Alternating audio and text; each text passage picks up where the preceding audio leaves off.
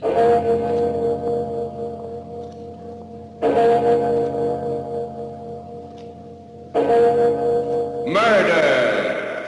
at midnight.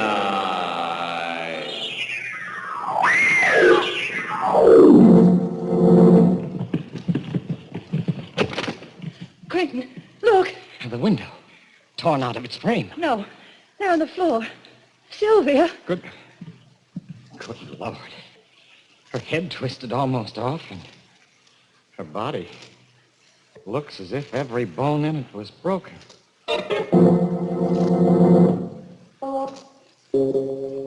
Midnight, the witching hour, when the night is darkest, our fears the strongest, and our strength at its lowest ebb. Midnight, when the graves gape open and death strikes. How? You'll learn the answer in just a moment in Death's Worshipper.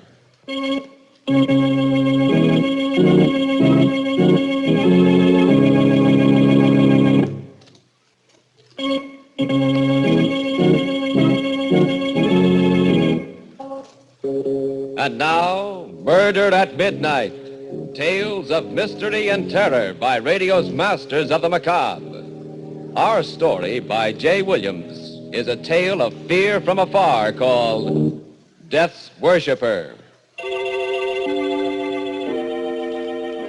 On the surface, it's a New York apartment like thousands of others, in a house with a brownstone front on a dark little street. But to Kate Bonney, living here with her brother Peter, it has become a prison cell, a place of menace, a house of terror. I can't explain, Peter. It's as though I were caught in a spider's web, waiting helplessly while the spider comes closer. But, Kate, you still haven't told me just exactly what's troubling you. It's real, Peter.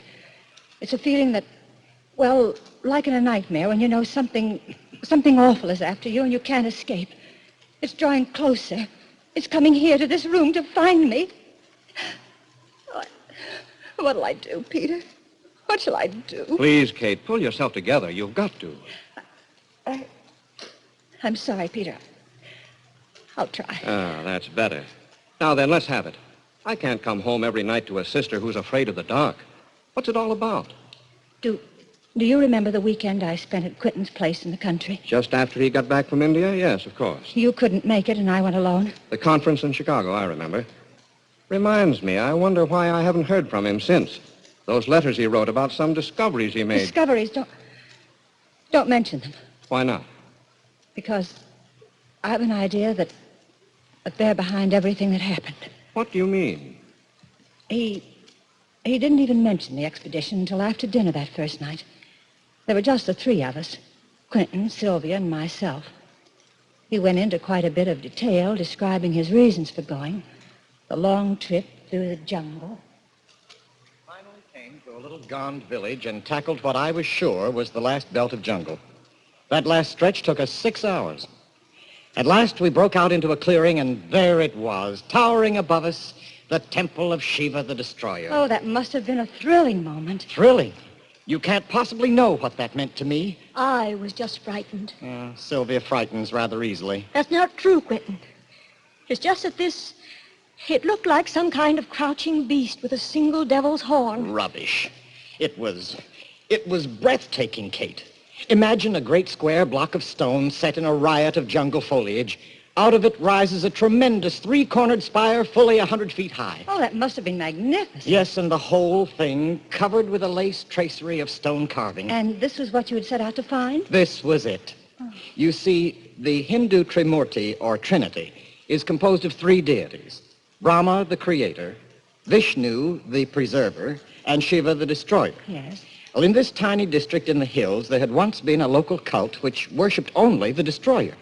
In a curious and perverted way, well, the worshippers became their god. I don't understand. When they prayed to Shiva, the god himself entered and took possession of them. They were Shiva, with all the powers and all the frightful energy of the god. Good heavens. No, not a very good heaven. For you see, the heaven of these worshippers was nothingness. Nothingness? Yes.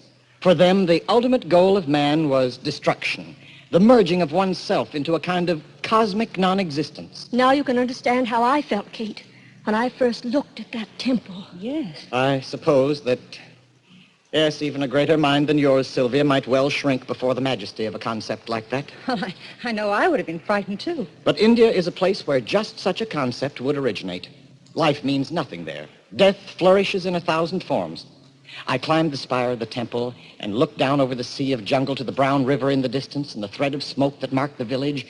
I was a midget, an ant, crawling over the surface of a giant's house. Shiva is the giant, and humanity, we're so insignificant, so worthless. I wonder if they weren't right after all, those worshippers of the destroyer. Quentin. Perhaps death, nothingness, is the greatest goal. Stop it, Quentin. Stop it. Do you hear? Sylvia. Oh, don't worry, Kate, and don't bother. Oh, but I don't... I'm all right. Now. Sorry, Kate. I think I'd better go to bed. Yes, you're tired, Sylvia. I am tired. These wild ideas of yours. Of all this talk about Shiva, destruction. I wish you'd get those thoughts out of your head, Quentin. You haven't been the same man since... Good night, Sylvia. Sylvia, are you sure you're all right now? Yes. Yes, Kate. I'm fine. But she wasn't fine, Peter. And it wasn't just fatigue that was bothering her. She was frightened, I could see that. Frightened out of her wits by something. And Quentin was different. When Sylvia had left us, he sat looking at me silently for a long while. And when at last he spoke, it was on another note. You know, Kate, all this talk of nothingness and death makes me believe more firmly than ever that man must try for happiness while he's alive. I agree. At least it's a pleasanter subject than what we've just been talking about. I'm glad you think so. Because I'm not happy now, Kate. But I thought you and Sylvia... Sylvia, there's nothing between us, nothing. Hasn't been for years. But No, not even when we first got married. But you, when I first met you with your brother Peter years ago, something happened to me. My heart sang. It was as though I had burst out of my shell. I knew then. Quentin, you don't know what you're saying. I do. For the first time in years, I know exactly what I'm saying. I found a philosophy I can believe in, Kate, in a troubled world. And for the first time, I've found strength to tell you that I love you. Quentin, please. Kate, listen. Don't be alarmed. It would be so easy to go away together. Anything is possible for me now. Anything. We will go away. It doesn't matter where. No. We'll find a new life together. The power I know can be yours, too. I love you, Kate. We can make a new world for ourselves. We can be the gods of that world. Quentin, stop. I see. I didn't really expect you to say yes immediately. It is quite a decision. But perhaps I can get you to change your mind. Quentin, you mustn't think... You're right. I mustn't think. I must act. I knew I wouldn't be able to sleep after that. I didn't even try. I went out for a walk. And when I got back, about a half hour later, there was a light in the studio at the far end of the garden. I was curious enough to walk over and look in the window. The room within was hung with oriental tapestries, with odd, crooked Eastern swords. Quentin sat alone, staring at a figure on the table before him. I could hear him through the window.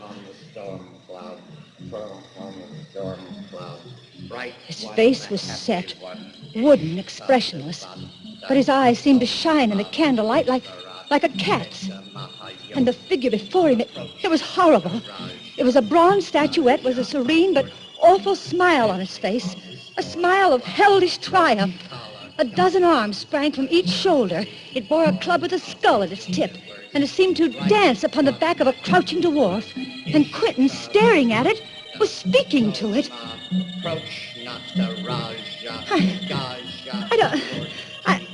I didn't know what it meant. I only knew that it was awful. And in some dreadful way, Quentin was trying to make his beliefs come alive. I ran up the lawn, and the clouds that spread over the moon seemed like dark shapes rising from some infernal pit. Wings seemed to be beating about the house as the wind rose. and in my ears rang Quentin's chanting. Even in my room I could hear it, mingle with the moaning of the wind. The moon had disappeared. I couldn't see the light in the studio. I was too far to hear it, but the chanting went on. I don't know. I seemed to hear voices in the wind, many voices chanting with Quentin. Thunder growled up from the darkness. Then there was a single flash of lightning and a clap of thunder, and on the heels of the thunder... Oh, Sylvia! Sylvia, are you all right? Sylvia, what's the matter? Oh, Sylvia! Kate! Sylvia, what was that? Where are you, Quentin? Here. I was down in the garden. Did you hear? Yes, it sounded like it came from Sylvia's room. This way, quick. Oh. She must have been having a nightmare or something. Quentin, look. The window. Torn right out of its frame. No, there. On the floor. Sylvia. Good Lord. Is she? Let's see. Good heavens. Her head twisted all around until... And her body. It looks as if almost every bone in it is broken. Staring at the broken body, which has been flung against the wall with unimaginable force, lying there like a shattered doll, Kate sways weakly in horror. Is this the work of some demon called up by Quentin's incantation? Or is it something else? Then, as a clock strikes somewhere in the silent house, she is certain of at least one thing in a reeling world, that she is in the presence of... Murder at midnight.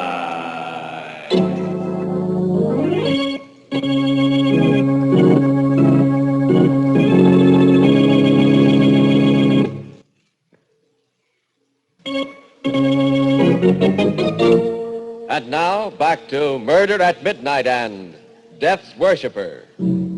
Pale and shaking, Kate Bonney continues telling her story to her brother. It was as though something with superhuman strength had twisted her head around and then just tossed her aside against the wall. Every bone in her body was broken. It must have been pretty ghastly, but surely you're not going to let the memory of that... It has nothing to do with memory.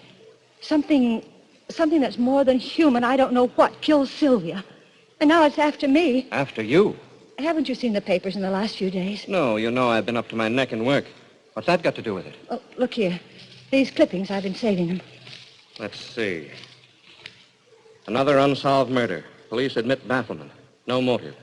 Well? Go on. Read the rest of it. Middle-aged man, identified as J.D. Brathwaite, broker. Neck was wrung, apparently, by someone with tremendous physical strength. Yes, and this one. An unidentified woman, neck wrung and the body thrown against the wall. And this, and this, and this. All the same. Kate, darling, this is all perfectly ridiculous. No, look. Here's a map of our neighborhood. The first death took place up here. The next, 2 blocks further south. Don't you see? One after the other, they're coming closer to this house, to me. Kate, now listen, it's quite clear what's happened. You were upset by Sylvia's death, naturally. Just because of the coincidence of these crimes, you have an obsession that someone or something is haunting you. You've been working too hard. And I suppose you've been having nightmares, too. They're not nightmares. I'm going to run across the street to Dr. Sanford. No, Peter. You lie down and try to rest. I'll bring Sanford over and have him take a look at you. You're all run down. No, Peter, don't leave me. You don't know what Pour yourself a drink, Katie. I won't be a minute.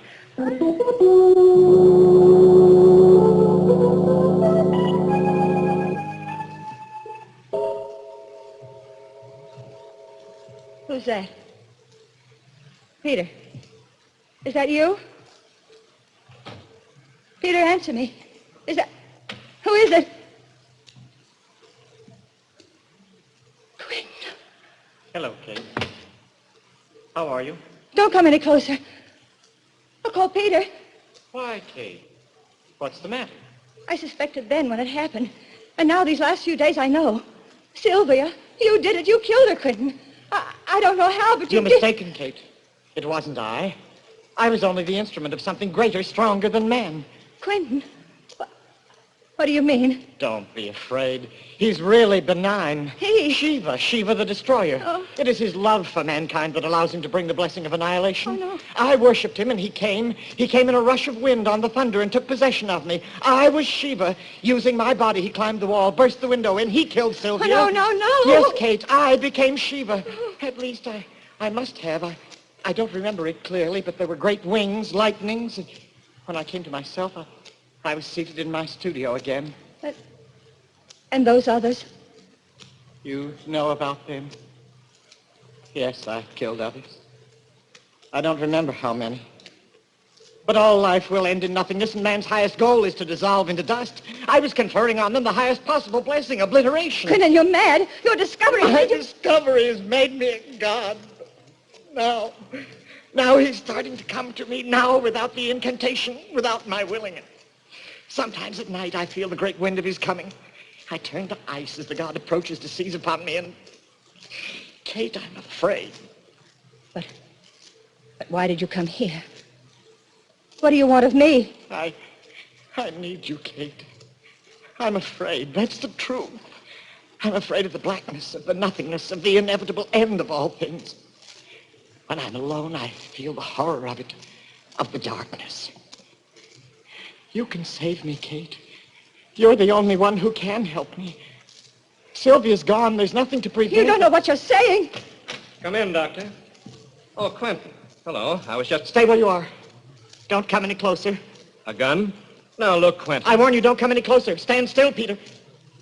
Kate, for the last time, will you come? Quentin, please listen to reason. Put that gun down. Quentin. Easy, Peter. I wouldn't mind killing you, Peter.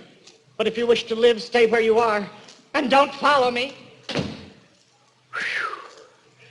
Has he gone mad or what? Kate, what happened? I'm not sure. He killed Sylvia. He admitted it. And he's killed... I don't know how many others. What? It's true. He believes that Shiva, the Destroyer, controls him. He believes that when he kills, he's granting a blessings to the one he destroys. But that's crazy. No, not so crazy, Peter. May I say something? Why, of course, Doctor. I thought there was something wrong with him the minute I saw him. His eyes, I think it's a case of self-hypnosis. Something like the Moros practice when they run amok. They believe that they're possessed by God, and while in this state, they can actually perform amazing feats of strength and endurance. A number of primitive peoples have the same belief. Dervishes, Indian fakirs. Your friend must induce this state by an incantation of some kind, or by concentrating on some object until the hypnotic state is induced. That's true. I heard him. I saw him praying to the image of Shiva. That's how he must do it. Well, if it is true, he's extremely dangerous. We'd better get the police. May I use the phone? Wait, I can't believe it. He certainly wasn't joking about that gun, Peter. And according to your sister, he's already killed several times. No, he mustn't do that. Peter's right. We're his friends. And he loves me. He said I was the only one who could help him. He really is afraid and alone. Of course, Kate. Doctor, Quint and I were kids together. If he's in trouble, we've got to do something to help him, not call the police down on him. Where do you think he's gone? I'm sure he's gone back to his house in the country. We could try there anyway. My car is just around the corner. I think we're taking an awful chance, but on the other It's hand... a chance we've got to take, Doctor. He told me that Shiva comes to him now without incantation. I'm terribly afraid of him and of what might happen. But I'm more afraid of what he may do now to himself or to someone else.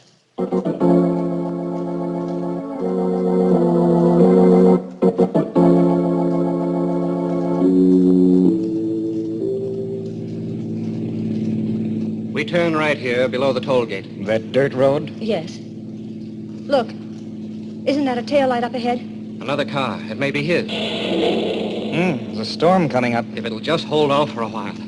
A storm.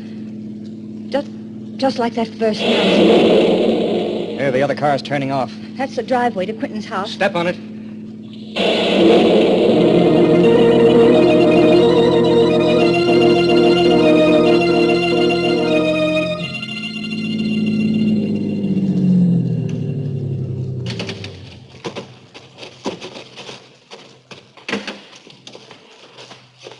The house house is dark. Perhaps we were wrong. No. I know where he is. This way around to the back.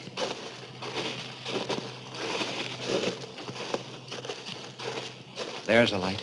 That's the studio. Quiet. Quiet, let's have a look first.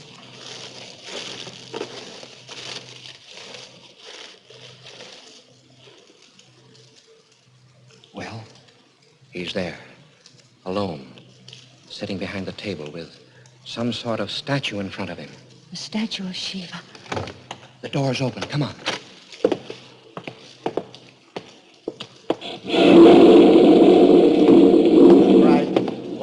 The happy one, Ishtadevata, Peter, Soma listen. Vivesvara. Quentin, what are you doing? The incantation.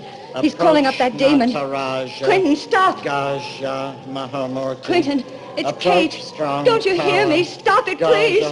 Please, Quentin. Kate? Kate, is that? Sveta Mahayodi. Approach. He's in a trance. Shall we? No, don't touch him. The slightest thing now might turn him into a raging maniac. Let your sister try. Quentin, you must stop. This awful thing, it isn't you anymore. It's not what you want. You said you loved me. If that's true, you must shake this madness off. Kate, calling me? I can't. He's too strong for me. Try, Quentin. Try. You can do it. Come back, Quentin. If you really love me, fight it. Fight it. I can't. He's coming. Coming. Can't you hear them? Get away, Kate, before he comes. Only one thing left. One thing I can possibly... the statue. Smash it and... Don't move, Peter.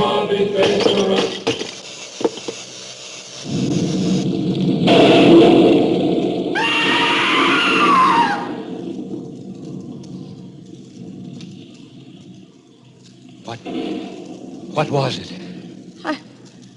I can't see. That flash. Lightning. It must have struck. Quentin. Quentin. Let me look, Kate. He's dead. That lightning bolt killed him immediately. Dr. Sanford. What's that on his forehead? Burn. Lightning does curious things. Yes, but there. The head of the statue he smashed. The same mark on its brow. Like an eye. A third eye. The mark of Shiva. The vengeance of a thwarted god? Or coincidence? Kate and her brother look at each other, and then again at the contorted face with that inexplicable burn etched like the mark of Cain upon its forehead. And in the distance, from some far-off steeple, a clock begins to chime the hour. 12 strokes for... Murder at midnight.